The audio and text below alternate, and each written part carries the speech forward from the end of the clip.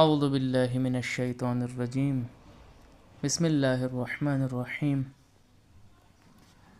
الحمد للہ رب العالمین بارئ الخلائق اجمعین ثم الصلاة والسلام علی اشرف الانبیاء والمرسلین حبیب الہ العالمین ابی القاسم محمد اللہم صل علی محمد وآل محمد وآل بیتہ الطیبین الطاہرین المعصومین ولعنۃ الدائمۃ علی اعدائہم اجمعین من الآن الی قیام یوم الدین.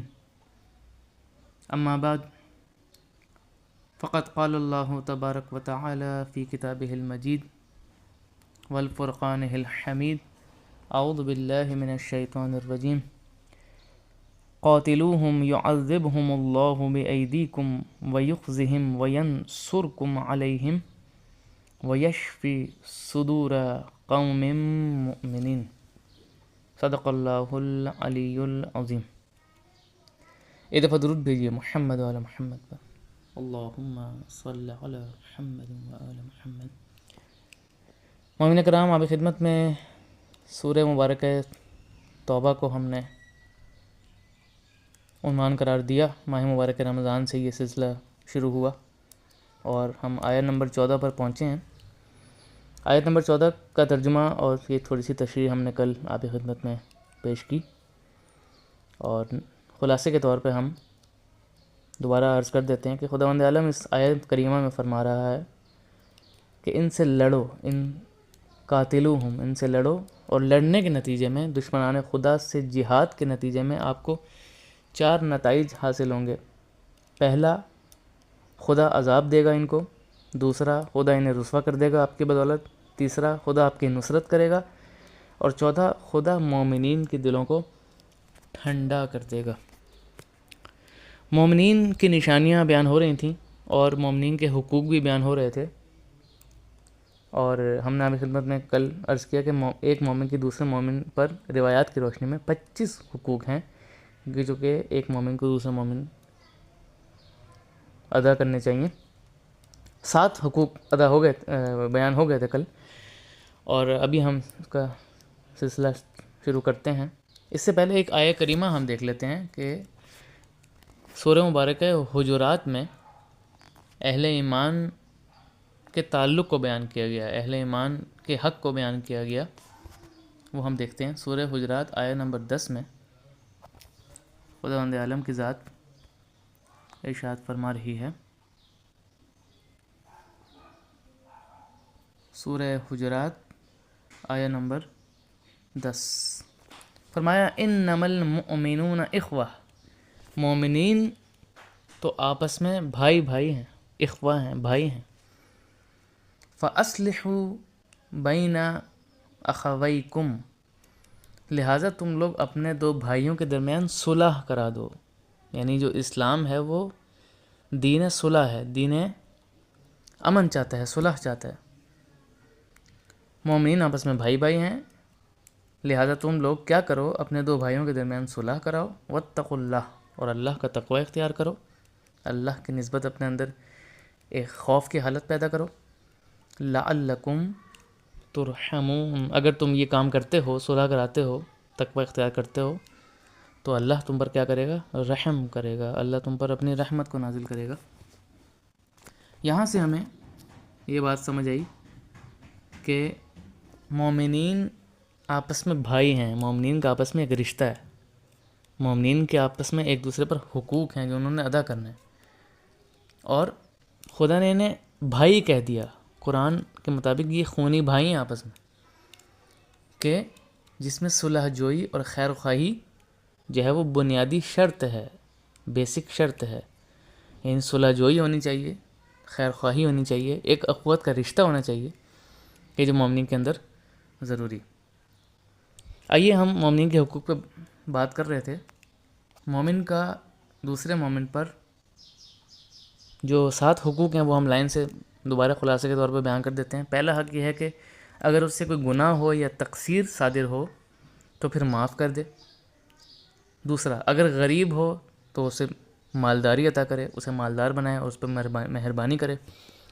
تیسرا، اگر عیب سے واقف ہو جائے تو اسے پوشیدہ رکھے۔ چوتھا، اگر اس سے کوئی عذر ہو جائے تو اس کے عذر کو قبول کرے۔ پانچواں، غیبت کے موقع پر منع کرے، دفاع کرے۔ چھٹا، جو بات حق میں بہتر سمجھے اس کو ظاہر کر دے۔ اور ساتواں، دوستی کو قائم رکھے، دوستی کی شرائط کے ساتھ۔ یہ ہم نے 7 حقوق بیان کیے۔ ایک مومن کا دوسرے مومن پر 8واں حق یہ ہے کہ اس کے حقوق کو منظور کرے، اس کے حقوق کو کیا کرے؟ منظور کرے، یعنی حقوق کو تسلیم کرے۔ جو حقوق اللہ اور اس کے رسول نے ایک مومن کے لیے طے کر دیے ہیں، بتا دیے ہیں، انہیں دل سے مانے اور عملی طور پر ادا کرے، اور اسی طرح پریکٹیکل طور پر ادا کرنا اس کے لیے کیا ہے؟ واجب ہے، ضروری ہے۔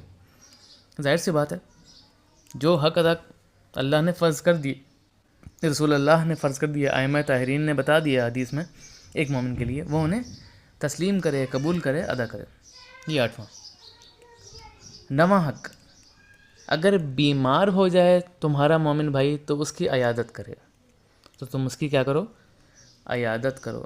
ظاہر ہے انسان مومن بیمار بھی ہو جاتا ہے، مریض بھی ہو جاتا ہے، تو جب بھی بیمار ہو جائے، جب بھی مریض ہو جائے، جب بھی اس کی حالت خراب ہو، تو تم اس کو کیا کرو؟ چھوڑ نہ دو اس کے حال پر، بلکہ اس کی کیا کرو؟ عیادت کرو، اس کے پاس جاؤ، احوال پرسی کرو، سلام دعا کرو، تحفہ لے جاؤ، اس کو پیش کرو، اس کا حال پوچھو، اس کے دکھ درد میں اس کے شریک بن جاؤ۔ ایسے میں اس کی مزاج پرسی کے لیے جاؤ تم، تاکہ اسے ذہنی سکون حاصل ہو، تاکہ اس کا حوصلہ بڑھے، نہ کہ اس کا حوصلہ کم کرو نہ جا کے، بلکہ اس کا حوصلہ بڑھاؤ، اس کی صحت یابی میں اس کے مددگار ثابت ہو جاؤ، اس کی مدد کرو۔ ٹھیک ہے جی۔ 9واں حق کیا ہے؟ جب بیمار ہو جائے تمہارا مومن بھائی تو تم اس کی عیادت کرو۔ 10واں حق ایک مومن کا دوسرے مومن پر یہ ہے کہ اگر تمہارا مومن بھائی مر جائے تو اس کے جنازے میں شریک ہو، اس کے جنازے میں شرکت کرو، کیونکہ یہ دیکھیں ہم سب اس دنیا میں مسافر ہیں، ہم نے آخرت کی طرف جانا ہے، ایک نہ ایک دن ہماری ہی باری آنی ہے۔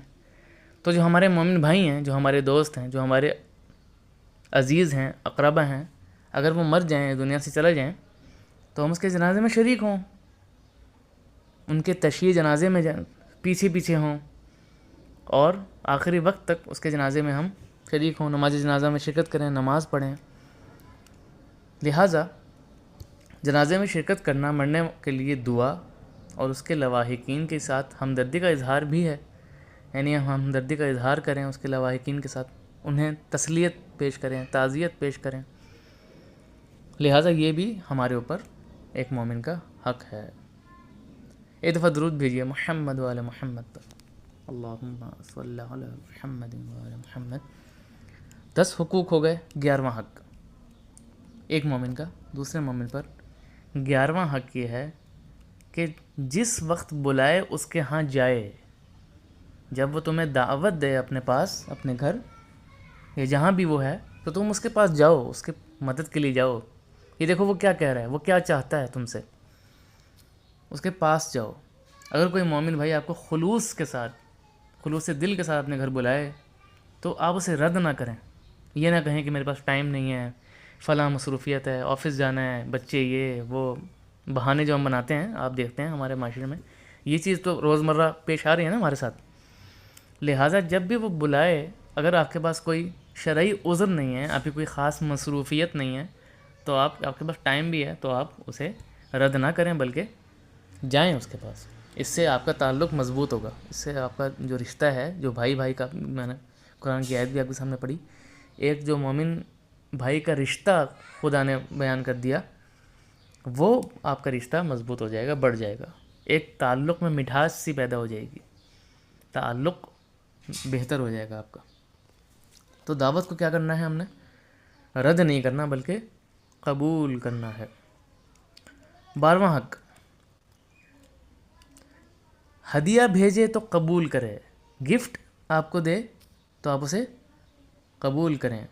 ایسا بعض اوقات ہمارے ساتھ پیش آتا ہے نا کہ جب ہمارا کوئی مومن بھائی، کوئی ہمارا عزیز ہمیں کوئی تحفہ دیتا ہے تو ہم اس کے مطلب ہچکچاہٹ میں، شرماہٹ میں کہہ دیتے ہیں کہ نہیں بھائی ہمیں ضرورت نہیں ہے. نہیں، اسلام کہہ رہا ہے کہ نہیں، جب بھی وہ تمہیں تحفہ دے تو تم قبول کرو. تحفہ چاہے چھوٹا سا ہی کیوں نہ ہو. بے شک ایک ٹافی ہی آپ کو شوق سے دے دیتا ہے کوئی مومن، ایک مٹھائی ہی آپ کو دے دیتا ہے، ایک چھوٹی سی چیز ہی آپ کو دے دیتا ہے. آپ اسے خوش دلی کے ساتھ قبول کریں، اسے رد نہ کریں، کیونکہ یہ دینے والے کی محبت کی نشانی ہے. وہ آپ سے محبت کرتا ہے. گفٹ کس کو دیا جاتا ہے؟ جس سے انسان کو محبت ہوتی ہے. آپ کا ایک مومن بھائی آپ کو کوئی تحفہ دے رہا ہے تو آپ اسے قبول کریں، اسے ایکسیپٹ کریں، اسے رد نہ کریں. اور یہ دینے والے کی محبت کی علامت ہے. اور تحفہ لینے دینے سے دلوں کے کینے بھی دور ہو جاتے ہیں. یہ بھی ایک فائدہ ہے کہ اگر آپ تحفے آپس میں ایک دوسرے کو تحائف دیں گے وقتاً فوقتاً، تو اس سے آپ کا رشتہ بھی مضبوط ہوگا، اس سے آپ کا تعلق بھی ایک بہتر سے بہتر ہو جائے گا، اور دلوں کے کینے بھی آپ کے دور ہو جائیں گے. یہ کینہ دور کرنے کی اچھی پریکٹس ہے کہ آپ ایک دوسرے کو کیا دیں؟ تحائف دیں. 13واں حق ایک مومن کا دوسرے مومن پر، 13واں حق یہ ہے کہ نیکی کا عوض نیکی سے کرے، نیکی کا بدلہ نیکی سے دے. بعض اوقات ہمارے معاشرے میں ہم دیکھتے ہیں کہ ہم مطلب کوئی ہمارے ساتھ کوئی بھلائی کر رہا ہے تو ہم اس کے ساتھ برائی کر رہے ہیں، اس کے ساتھ برا برتاؤ کر رہے ہیں. نہیں، اسلام یہ نہیں کہہ رہا. اسلام کہہ رہا ہے کہ اگر تمہارا مومن بھائی نیکی کر رہا ہے تو اس کا بدلہ بھی نیکی سے دو، برائی سے نہ دو. اگر کوئی بھلائی کر رہا ہے تو اس کا بدلہ بھی بھلائی سے دو. کوشش کریں کہ اس سے بدلہ اس سے بہتر طریقے سے دیں. یعنی کوئی آپ کے ساتھ نیکی کر رہا ہے، مثلا میں مثال دوں، ایک مومن بھائی آپ کا ہے، ایک مومن دوست ہے، وہ آپ کو مشورہ دیتا ہے، ایک اچھا مشورہ دیتا ہے، نیکی کا کام کرتا ہے، تو آپ اس سے بڑھ کر اسے مشورہ دیں، اس سے بڑھ کر اس کے لیے کارآمد ثابت ہوں، اس سے بڑھ کر اس کے لیے فائدہ مند ثابت ہوں. کم از کم زبان سے جو ہے وہ اس کا اعتراف آپ ضرور کریں. تو یہ آپ کا حق ہے، مومن کا دوسرے مومن پر حق ہے کہ نیکی کا بدلہ کیا ہے؟ نیکی سے. ایک دفعہ درود بھیجیے محمد و آل محمد پر، اللہم صلی علی محمد و آل محمد. ایک مومن کا دوسرے مومن پر 14واں حق یہ ہے کہ اس کے ذریعے کوئی نعمت حاصل ہو تو شکر ادا کرے. کوئی نعمت ملے آپ کو تو آپ کیا کریں؟ شکر کریں، کفر نہ کریں. ایک شکر کا راستہ ہے، ایک کفر کا راستہ ہے، ایک انکار کا راستہ ہے، رد کا راستہ ہے. بعض وقت ایسا ہوتا ہے نا کہ ہمیں کوئی نعمت ملے، چاہے خدا کی طرف سے ملے، کسی مومن کی طرف سے ملے، والدین کی طرف سے ملے، تو ہم اس پر شکر ادا نہیں کرتے، اسے نعمت نہیں سمجھتے. اگر آپ کو کسی بھائی کے ذریعے کوئی فائدہ مل رہا ہے، کوئی نعمت مل رہی ہے، تو اس کا ویسے ہی شکر ادا کریں جیسے آپ خدا کا شکر ادا کرتے ہیں. ہم خدا کا شکر ادا کرتے ہیں نا، سورہ الحمد میں پڑھتے ہیں الحمدللہ رب العالمین. کیا خوبصورت انداز ہے شکر ادا کرنے کا، الحمدللہ، کہ اللہ تیرا شکر ہے، ہم تیری حمد بجا لاتے ہیں، ہم تیرا شکر کرتے ہیں. یہ جو حمد ہے یہ شکر سے بھی بالا تر درجہ ہے. لہٰذا بندوں کا بھی آپ نے شکر ادا کرنا ہے. جو مومن بھائی آپ کے ساتھ نیکی کرے، جو مومن بھائی آپ کو نعمت دے، تو آپ نے اس کا کیا کرنا ہے؟ شکر ادا کرنا ہے، اس کے ساتھ ناانصافی نہیں کرنی. اور یہ بھی ہمیں ملتا ہے جملہ کہ جس نے انسانوں کا شکر ادا نہیں کیا، جس نے اپنے مومن بھائیوں کا شکر ادا نہیں کیا، گویا اس نے خدا کا بھی شکر ادا نہیں کیا. حق الناس کا شکر حق اللہ کی طرف انسان کو لے کے جاتا ہے.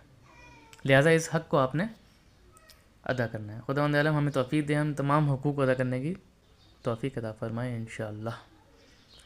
ایک مومن کا دوسرے مومن پر 15واں حق یہ ہے کہ اس کی مدد کرے، اس کی ہیلپ کرے. جب بھی اسے مدد کی ضرورت ہو، چاہے مالی حوالے سے ہو، چاہے اخلاقی حوالے سے ہو، چاہے معاشرتی حوالے سے ہو، چاہے معاشی حوالے سے ہو، چاہے ازدواجی حوالے سے ہو، کسی بھی حوالے سے ہو، جانی حوالے سے ہو، آپ اس کی مدد کے لیے پہنچیں. دیکھیں، ایک مومن آپ سے ایک مدد کی ریکویسٹ کرتا ہے، مدد کی درخواست کرتا ہے، ہیلپ مانگتا ہے، آپ اسے منع کر دیتے ہیں، بھائی نہیں میرے پاس ٹائم نہیں ہے، میں مصروف ہوں، میرے پاس پیسے نہیں ہیں، بہانے بناتے ہیں نا ہم. لہٰذا جب اسے مدد کی ضرورت ہو تو آپ اس کی مدد کریں، اس کے شانہ بشانہ کھڑے ہو جائیں اس کے ساتھ. یہ اہم حق ہے آپ کے اوپر ایک مومن کا، یعنی جب بھی مدد کی ضرورت ہو آپ اس کی مدد کو پہنچیں. 16واں حق، ایک مومن کا دوسرے مومن پر 16واں حق یہ ہے کہ اس کی غیر موجودگی میں اس کے اہل و عیال کی حفاظت کرو. جب وہ موجود نہیں ہے، کہیں گیا ہوا ہے، کسی سفر پر گیا ہوا ہے آپ کا مومن بھائی، پیچھے اس کی ناموس، اس کی عزت، اس کے اہل و عیال گھر پر موجود ہیں، آپ ان کی کیا کریں؟ حفاظت کریں، اس کے خیال رکھیں، اس کی وقتاً فوقتاً ضروریات کو پورا کریں. آپ کے بھائی کی غیر موجودگی میں اس کے گھر والوں کی عزت اور ضرورت دونوں چیزیں آپ کے اوپر ہیں، آپ کے کاندھوں پر ہیں. لہٰذا یہ اعتماد کا بلند ترین درجہ بھی ہے. اس سے اعتماد بڑھے گا، اس سے آپ کے مومن بھائی کے سامنے آپ کا رشتہ بھی مضبوط سے مضبوط تر ہوتا چلا جائے گا اگر آپ یہ حق ادا کریں گے. جلدی سے ہم آگے بڑھتے ہیں. ایک مومن کا دوسرے مومن پر 17واں حق یہ ہے کہ اس کی حاجات کو پورا کرے، اس کی حاجات کو پورا کرے. یہ مدد کے ہی زمرے میں آ گیا، حاجت مدد. جو بھی اس کو کوئی حاجت پیش آئے، جب بھی اس کو کوئی ضرورت پیش آئے تو آپ اس کی مدد کریں، اس کی حاجت کو پورا کریں. اگر آپ کے پاس اتنی استطاعت ہے، اتنی قوت ہے، طاقت ہے کہ آپ کسی کی ضرورت پوری کر سکیں تو اسے ٹالیں نہیں. اس سے ٹال مٹول میں آپ کام نہ لیں، اس کی پریشانی کو دور کریں. اس سے خدا بھی راضی ہوگا، رسول اللہ بھی راضی ہوں گے، ائمہ بھی راضی ہوں گے. ظاہر ہے جب انسان کسی مومن بھائی کی حاجت کو پورا کرے، روایت میں بھی ہم پڑھتے ہیں، معصوم سے روایت ہے کہ اگر کوئی کسی مومن کی ایک حاجت کو پورا کرے، صرف ایک حاجت کو پورا کرے، تو خدا بند عالم اس کی 1,00,000 حاجات کو پورا کرتا ہے. 1,00,000 حاجات کو پورا کرتا ہے، جن میں سے پہلی جنت ہے. سبحان اللہ. جن میں سے پہلی کیا ہے؟ جنت. اور جنت جانے کا کس کو آرزو نہیں ہے کہ وہ جنت جائے، جنت کا درجہ حاصل کرے. لہٰذا مومن بھائی کی حاجت کو پورا کرنے میں ہمیں کیا مل رہی ہے؟ جنت. اس کے علاوہ حاجات تو دور اور بھی ہیں جو کہ خدا ہی جانتا ہے. لہٰذا یہ آپ نے 17واں حق بھی کیا کرنا ہے؟ ادا کرنا ہے. ہمارے اوپر مومن کا حق ہے.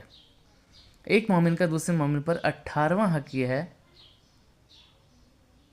کہ اگر کوئی سوال کرے تو اسے رد نہ کرے.